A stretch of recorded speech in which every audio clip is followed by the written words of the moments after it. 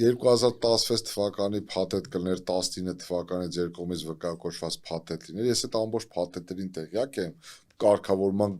գործընթացի ողջ պատմության փաթեթերին տեղյակ եմ, 15 անգամ եմ կարդացել, այդ փաթեթերից որևէ մեկով չի ենթադրվել Արցախի անկախության միջազգային ճանաչում։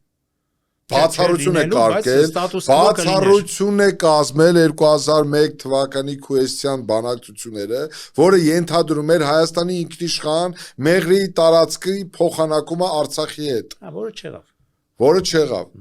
Բայց այստեղ հարց է առաջանում, Մանուկ ջան, այստեղ իրոք հարց է առաջանում։ Մեղրի տարածքը ինչի հետ էր փոխանակվում եւ ում հետ էր փոխանակվում։ Ղարաբաղի հետ էր փոխանակում, ում հետ էր փոխանակում Ադրբեջանի։ Եթե դա չի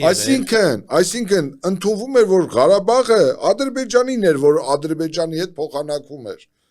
Այսինքն այս տարական բանը պետք է հասկանալ։ Շրջանցեցինք դա անցյալ Անցան գնացինք, ի վերջո 2019 թվականին հիմա խոստացել է Փաշինյանը, մինչև տարեվերջ պետք է հրապարակի այդ բոլոր փաթեթները։ Մի հատ կտեսնեն, ես չգիտեմ իրենք իրար մեջ ինչ հարց ու պատասխան ունեն, բայց ես խորապես համոզված եմ, որ այդ փաթեթում էլ ուրեմն արձանագրված չի լինելու Արցախի միջազգային ճանաչման որևէ հնարավորություն։ Ի վերջո այդ փաթեթի մասին խոսում են 2019 թվականի եւ առաջին նախագահի կոմունիստների եւ Քոչարյանեն եւ Սերժիկ։ Եղբայր Նիկոլը չի հրապարակում, դուք հրապարակեք, այս 2 տարի խոսում եք։ Ինչ է տեղի ունեցել։ Հրապարակեք, հասկանանք ինչ է եղել։ Ինչից է հրաժարվել Նիկոլ Փաշինյանը։